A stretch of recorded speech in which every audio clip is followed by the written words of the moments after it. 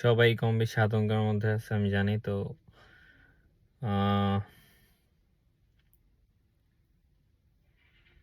যদিও অনেকে ভাবতেছে যে গুজব হ্যান-ত্যান, গুজব হইতে পারে, মানুষ এটা অনেক কিছু বলতেছে, ৯ মাত্রায় ভূমিকম্প হবে বা অনেক খারাপ পর্যায়ে যেতে পারে বাংলাদেশের ঢাকা। তো একটু আগে আমি একটা নিউজ দেখলাম যে ৯ মাত্রার ভূমিকম্প হওয়ার সম্ভাবনা নাই, কিন্তু হবে। এটা সম্ভাবনা অনেক বেশি, কিন্তু ৯ মাত্রায় হবে না। তো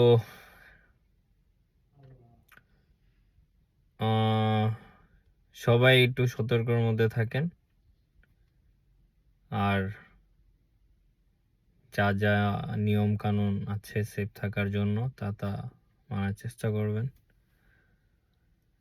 এটাই। জানি না কি হবে আগামীকাল, বা কপালে কি আছে আল্লাহ ভালো জানে। তো সবাই ভালো থাকবেন। আর যদি কোনো ভুল করে থাকি কারো সাথে, জানি না, আমি হয়তো অনেকে কষ্ট দিয়েছি, জানি না। কেউ আমার দ্বারা যদি কোনো ধরনের কষ্ট পেয়ে থাকেন, আমাকে দয়া করে মাফ করে দিবেন।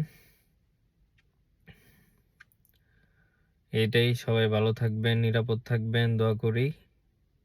আর যদি আপনাদের গ্রামের বাড়ি থাকে তাহলে ঢাকা থেকে গ্রামের বাড়ি চলে যান,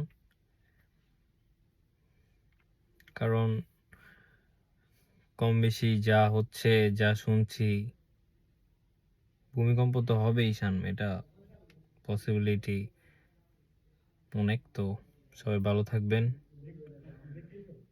নিরাপদ থাকবেন, দোয়া করি। পারলে আমাকে মাফ করে দিবেন। আসসালামু আলাইকুম।